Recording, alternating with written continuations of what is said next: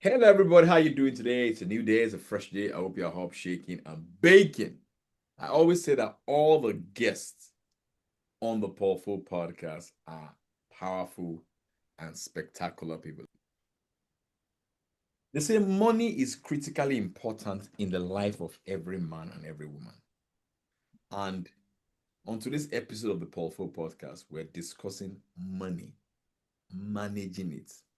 I met this gentleman I'm about to introduce to you. He will introduce himself at a conference, and I heard him speak after was it before I spoke or after you spoke? But he just spoke at the conference, and it was very, very compelling. Very, very compelling. In fact, I echoed his framework of speaking. And I said to him, I see, Mr. Demilade, you need to come to my podcast to say this to a larger crowd so that people can see the impact of what you made in that room. And perhaps it may help them make a better decision financially in their lives and for their children.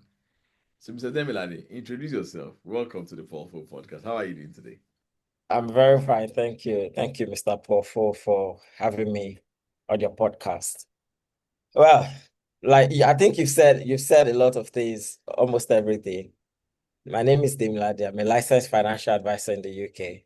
Like you said, we are here to talk about money, managing money, making your money work for you, Yeah, and ensuring that your money is doing what it should do. spot Your on. finances is protected. Yeah. Great, great, great, great. So, first question I want to ask you is what's one financial mistake you see people make over and over again? And why do you think it keeps happening? They don't learn. Well, to be honest, it might sound easy, but it's what a lot of people do, and it's lack of financial planning. You Hmm. know, most people don't plan their finances. Most people just live in the moment. They are enjoying life as it is. They earn good income. They feel like life is good, especially when you have money, when you earn good income. But the truth is life is full of uncertainty. Oh, yeah. So anything can happen at any time, but people don't plan for these things. They don't plan for these uncertainties of life. And that's one big error that a lot of people make, because if something goes wrong, then everything comes crashing down. And that's a big problem. Hmm, hmm, hmm. That something goes wrong it's a very interesting thing for us, for us Africans. And because of our spiritual background, we don't feel that anything will go wrong. Yeah, we say, oh, God forbid, I'm a child of God. God is, Jesus' baby, and all of that. But the thing is, even the Bible says trials and tribulations will come. The question is, how prepared are you for the trials and tribulations? Spot on. Very good. Yeah. If someone is just getting serious about their finances, where should they start? Um, the very first step is to understand where you are financially, your current financial situation or position. You need to know, how much do I earn? How much comes in every month or every week, as the case may be? How much do I spend? How Mm, much goes out? What mm, do I spend on? Where is my money going to? mm. Because the fact remains that it's important for you to know where your money is going to. You see a lot of people, they get paid, and after a week, they're like, you know what? How come this is all I have left? Where's everything gone to? And a lot of people don't Very track their frustrating. We've all been there. yeah, exactly. A lot of people don't track their expenditures, and they don't know where their money is going to. And if you don't know where your money is going to, you won't be able to even tell your money where to go. And if you don't tell your money where to go, your money goes everywhere. And that's why you see yourself a week after payday, boom, the money is gone. Your money develops a mind of its own. Yeah, I it grows wings and then it just flies away. like that. Uh, You better tell your money what to do. yeah, tell your money what to do, tell your money where to go. I like that. I like that. Why do so many people avoid thinking financial protection until it's too late? Ah, I think it's because people, like I said earlier, people get really comfortable in the moment, They feel like I'm healthy, everything's going well. I've not been to the hospital in the last 5 years, you know. I don't see a reason why I would not be able to earn the income I earn right now. I don't see a reason why, something will go wrong. But the fact remains that anything can go wrong at any time. We've seen people that, they've not been to the hospital in their whole life, and next thing you hear is they've had heart attack, they've had stroke, Mm, you know, they slept and didn't wake up the following day. mm, Even that's even a quite deep example. We all witnessed COVID happen. The people that, they had very good health, they've never been to the hospital. COVID happened, COVID took them away, mm, or they had some health complications as a result of, COVID. mhm. So people get comfortable, and that's why they don't like to talk about these things. And I think another reason is the fact that there's this misconception that protection is expensive. You know, Mm. people feel Without like, asking, they just assume. yes, they just assume that, this is, for example, when I talk to people about getting income protection, they'll be like, you know what, this thing that you're talking about will pay me every month if I'm not able to work till I get back to work. That must be really expensive, you know. But the fact remains that it can be as low as 15, 20 pounds per month, That's what he said which is, when I had a conversation with you, and I was very surprised. yeah, which is what people will spend on irrelevant things.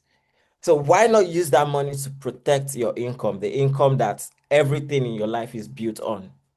Mm, You get, so I think, yeah, that's one of the reasons people don't like to think about it. You know, very they, interesting. they're too comfortable, or they feel like it's too expensive. Great. Very interesting. I mean, I was telling my wife something today. We bought something to charge the battery in my car, and the thing didn't work, you know. So I now told her that, oh, we would have spoken to the guy that has a garage close to our house because he didn't come to work today. That's better for this mechanic to tell you the right battery charger to buy. To So I buy. can say, but that one will be more expensive. I see you are just assuming. Exactly. So a lot of times Exactly. we assume a lot. And that And assumption now, prevents us from even making any form of inquiries. exactly. Yeah, that's it. That's what it is. And once we don't make the And inquiries, we don't take the action. yes. Yeah. So And sometimes the cost of not taking action is unbearable. It's very, it leads to something else. all right. Not taking action is very costly. Someone said something that's quite profound, says that I think it was in the US that inaction has cost US more money than wrong actions. Ah, yeah, yeah, that's deep. So inaction will cost you a lot more than taking the wrong action. Hmm. Let me ask you the next question. When you are reviewing a client's existing cover, what red flags do you what red flags do you often find? One thing I know is, or one thing I've come to discover, which is quite shocking, is a lot of people have protection plans, especially life insurance, that is not written in trust, you know. Then what And trusting? trust is saying that you're appointing somebody to be in charge of your, for instance, in the case of life insurance now, somebody that would then be in charge of distributing the proceeds to the beneficiary. Mhm. What trust does to your Yes, life insurance, right? yeah, if something happens. So what trust does to your life insurance is it makes it not to be subject to inheritance tax, which for me is even enough reason to have it. Because if you have a life insurance, let's say, for instance, you have a sum assured of £1 million. If it's not in trust, then it may be subject to inheritance tax, which means that your beneficiary will only be getting a fraction of that £1 million. They're not getting you know, the full payout.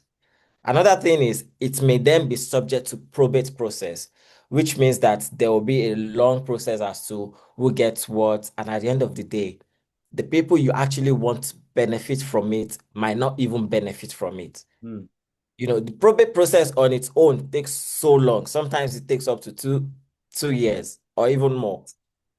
So imagine someone has passed away. There's been emotional pain. Challenges. and there is financial pain. And they know that the family knows that money is somewhere waiting, but they can't access it. So that's why it is very, very important to always write life insurance in trust. Always put your life insurance into trust, because it saves you all the troubles. It takes it away from, being subject to inheritance tax, and then it just make sure that the proceed goes to the people that you really want it to go to. I really need it. Yeah. Yeah. Very, very, very, very, very, very important because I mean, the person is saving the money for can't get the money, and Then life is there's no going. point. There's no point. There's no point. Yeah. Another thing is a lot of people don't even know the exclusions that are on their policies. There are sometimes people apply for a policy and, exclusions has been applied. Certain things are not covered. People don't know what's covered. They don't know what's not covered. And in situations like that, something happens and you expect, oh, I have a policy, but it's clearly written in the policy that, this and this and this is not covered. So those are the things I look out for, like what is covered and what is not covered. If there's something that is not covered, is it as a result of medical history? Have you been discharged of this medical case? Can we go back to the provider to say, come, look, this is gone now. My client has been discharged. Can we have this covered? Dates, yes, yeah. Yeah. So, yeah, those are the main things I look out for when I'm reviewing a policy. That's spot on. This guy, you're doing a lot. Um, Next question is can you talk about real life case where insurance made a huge difference to a family or an individual? There's a story you told me about a guy who I mean was incapacitated, but his life insurance saved Yeah. life, something like that. Yeah, I'll remind you of that story. So the guy had stroke. So to the beginning of the story, he took out mortgage. And when he took out his mortgage, it was advised, like, they would always advise people when you take out mortgage, protect your mortgage. And in addition, he went the extra length, to take income protection, take everything. He had comprehensive protection plan. And after about, I think it was 8, 9 months after that, he had stroke. Continue, continue. I just wanted to double check that our recording He's is recording. yeah, yeah. Okay, yeah. So after about 8, 9 months after that, he had stroke, and because of that, he couldn't continue doing the job he was doing. He couldn't keep working. Also, he had a mortgage to pay. He has a family to feed. Kai, His wife, his wife, he had a 3-year-old, and they had like a 4-month-old baby. The wife was still on maternity at that point. So because of what has happened to him, and because he had made an appropriate plan, critical illness covered paid out for him. His income protection started paying him every month. So without leaving the house, he was getting paid. solid. And on top of that, he had a lump sum that was paid out to him, which he was able to invest and to, make other income. A lot of people, I know of someone, I just don't want to even go into this. That stroke has messed up the person's life. Yeah, exactly. I have a friend, my best friend, my childhood friend growing up. The dad, a man that was doing very well. He was making good money. Stroke happened all of a sudden and everything came crashing down. The guy ended up not being able to go to the university. His elder brother, it was that bad. He was building a duplex at the time. They had to just roof one room, and the whole family moved into one room in the house. They were living in an uncompleted building, you know. Living from is like going from a king lifestyle into straight into poverty just because of one illness, just because of not being prepared, you know. That's why I said the cost of, not doing these things, not protecting yourself is it is really costly. Guys, I hope you are listening to this episode of this podcast. It's very important. And please share it. So listen to it on YouTube. Click on the subscribe button. Comments. It's a very, very powerful episode. Damn, like, this episode is gonna go live tomorrow, man, because what you're saying is so deep and it's so powerful. So why do you think people are more comfortable talking about investment than about protection?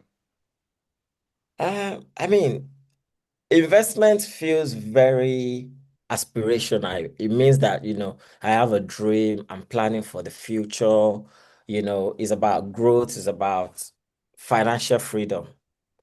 It excites people, people feel very excited. Oh, I have an investment portfolio here, there, and all of that. It feels good to think about it, to talk about it. But when we think about protection on the other side, it's more about planning for the unwanted. You know, nobody wants to die. Nobody wants to be critically ill. Nobody wants to lose their job. Do you get? So people don't like to think about these things. People don't like to talk about it. But the fact is that because you've taken it off your mind, doesn't mean that the risk has been taken away. The risk is always there. So it's good to always get protected. And the fact remains that it is your protection plan, or protection plan is like the foundation that every other thing stands on. Build on, yeah. Because, for instance, you have savings that you've been building for, say, 5, 6, 7 years. Mm. If one illness should happen, and say you can't wait for the NHS, you need to go private, that savings is what you go back to. If you're lucky, that savings will be enough. But once you come out of that illness, you're coming into financial difficulty, you see? And that's why a lot of people, they survive critical illness, but sometimes they wish they didn't because everything is gone. Everything they've worked for their whole life has been spent on, the illness. And that's what happens when there's no plan, when there's no protection plan. So protection is the foundation to build your savings, your investments, your goals, your aspiration, your family upon. That's how it works. So, there's this football coach that I really like a lot that says defense is the best form of attack. You know, if you have a very good defense, you have a better chance of winning a match. If you score one goal, then you can defend well and just win the match. But if your defense is bad, every time you score, the opponent returns it with 2 goals. And then that's the way it works in real life as well. It's not just football. In real life, defense is the best form of attack. Financial security is the foundation of financial freedom. You can't skip financial security and then go straight onto financial freedom. It doesn't work that way. Because if something goes wrong, everything just comes crashing down. This is very, very, very serious. Very, very, very, very serious. But I hope listeners are listening and having the balance that yes, it's good to protect your income, it's good for insurance, and those type of things. You must also make a lot of money so you have what to protect. Exactly. Yeah. Yeah. So, what usually causes someone to finally take action on protection after months or years of putting it off? Most times it's experience. Mm. Some people are lucky. It's not their personal experience. They Yeah, just see something someone happen else's to somebody. experience. Yes, they Mm. can be lucky. I'll give you an example. I met a guy at the same conference that I met you. Mm-hmm. And I spoke to him about, protection, and he goes to me, I really want to do this. I'm married, I'm here with my wife and children, and I want, if something happens, I want to be able to, I want them to be all right. He said, but the problem is I don't have money right now. I'm doing a lot of things, let's talk about this in December. And I said, brother, the fact remains that nobody even tomorrow is not assured, not to talk of next month. But you know what? No, let's talk about it in December. Then he called me, it was last week, Monday. He called me to say, yeah, bro, how are you? Let's, have a meeting. I want to set up this protection. And I said, hold on a minute. People don't just call for things like this. You know, what has happened? And he goes, yeah, there's this friend of mine, he recently passed away, leaving, his wife his pregnant wife behind, and things are really, really tough. The wife is pregnant, she's having some complications, she's not able to work. Everybody's having to like contribute money for her upkeep and all of that, her rent. And said it really dawned on me that, this is really important. If we had life insurance, all this wouldn't be happening, all of that. And I was like, well, I'm happy for you because, that is not you. You didn't learn from your own experience. Or maybe your family did not learn from, your own experience. But some people are not so lucky. Some people put it away and then they say, oh, I'll do it later. And later never comes. Yeah.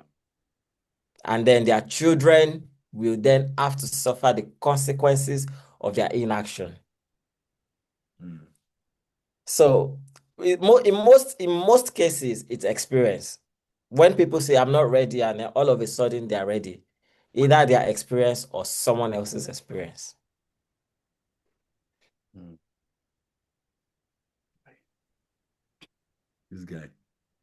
Every time I talk to you about these matters, you just make me go like, wow, it's so valuable. A few more questions and then we'll call it a wrap. What Yeah. conversations should couples be having about financial protection?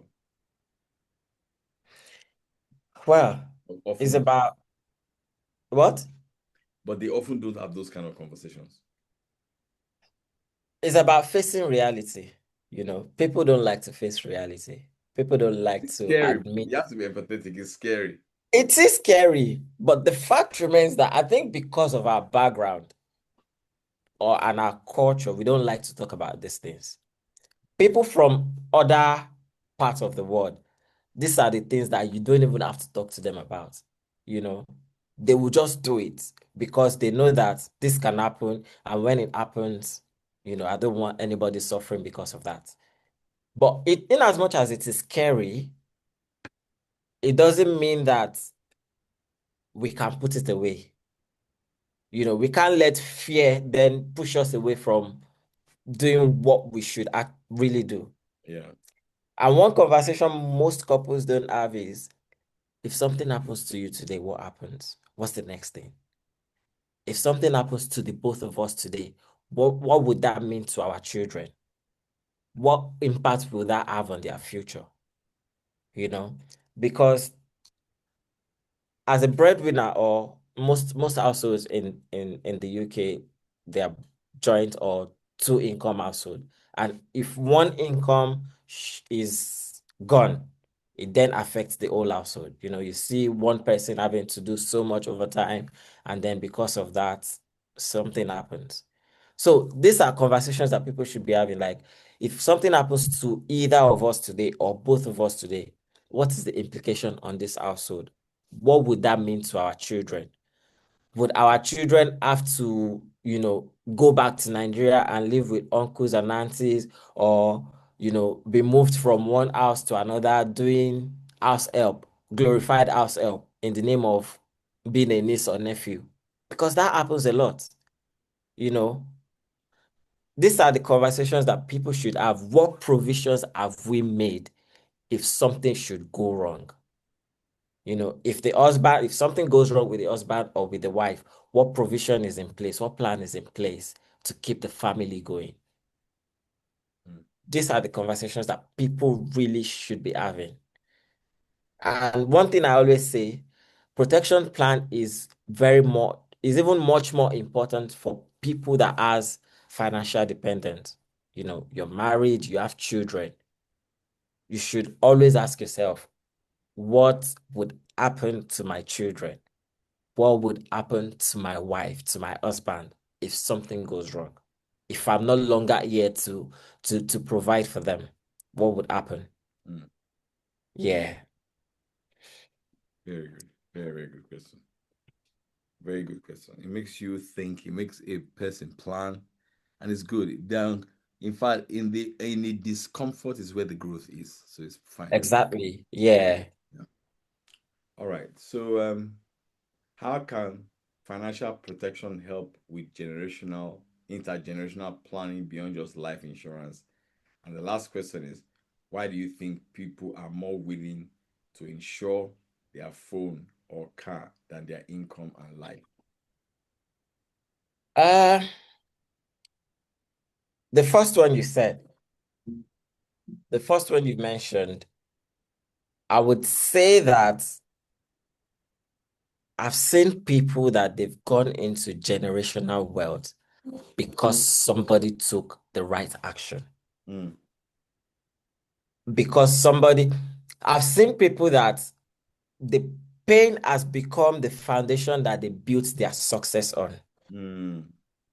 Do you get? Like, I have a friend who, he moved to the UK with his family, and he said to me that back in Nigeria, I was not doing well financially. But because the father had life insurance and then the father passed, he had a proceed, a payout from that. And then because of that, he's able to move his family here and they've they are able to live a better life and all of that.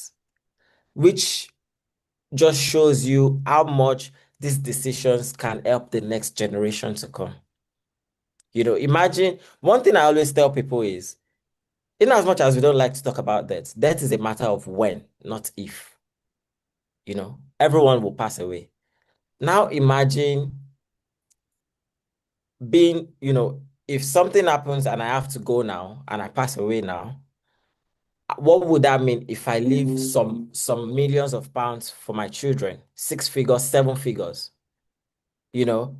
What impact would they have to start from the scratch like I did? No. Especially if you've instilled some values in them, they would be able to then take the right decision with that money. And that's how people build generational wealth.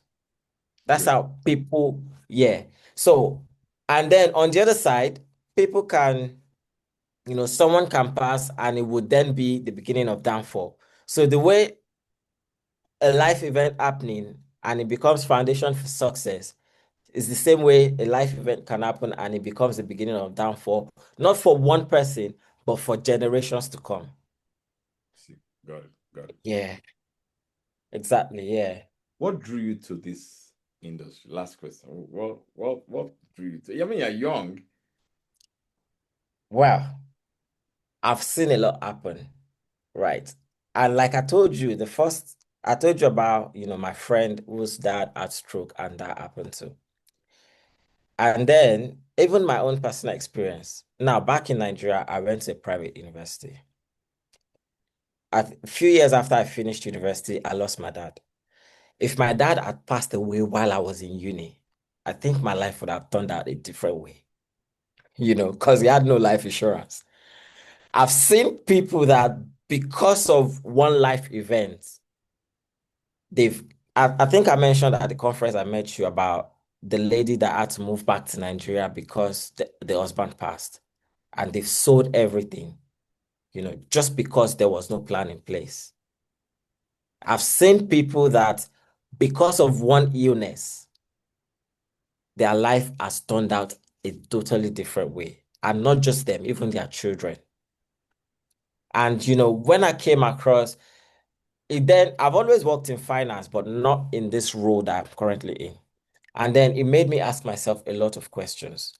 There are so many people out there, some don't know, some don't understand the importance of it. And it pains me a lot when I see people suffer because of something that could have been prevented.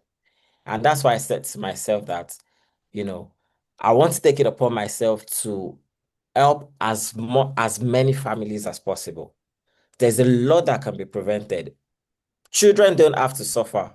There's a stat that in the UK, a child loses the father every 20 minutes, a father every 20 minutes. One child loses a parent every 20 minutes in the UK.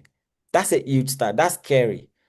But the thing is, it is the plan that has been made before that then determines the future of such child. And that's why I said to myself, there are a lot of people that don't know about this. There are a lot of people that don't understand this. And I want to help people. I want to help people understand that one thing happening doesn't have to be the end of the world for your family. It doesn't have to be the beginning of suffering for your family. You know, with the right protection plan in place, with the right financial decisions, your family can still stand even with, even if you're not around, or even if something goes wrong with you, even if a life event happens. Thank you. This is a good Yeah. to call this a wrap. So guys, this is another kind of episode that you be but it's an episode to think. Because like I even told him, I said I'm gonna speak with him about I'm gonna patronize his business for one or two things, the things that I'm doing. So thank you so much for coming on this episode. It made Thank you very much for having me. so you have the same impact on the audience. I'm gonna put a link for you to book his calendar and have a conversation with him if you want to in the show notes of the podcast. Thank you so much, Demi. Thank you. Thank you for having me. I'm very grateful. God bless you. Have a good evening. Thank you. You too.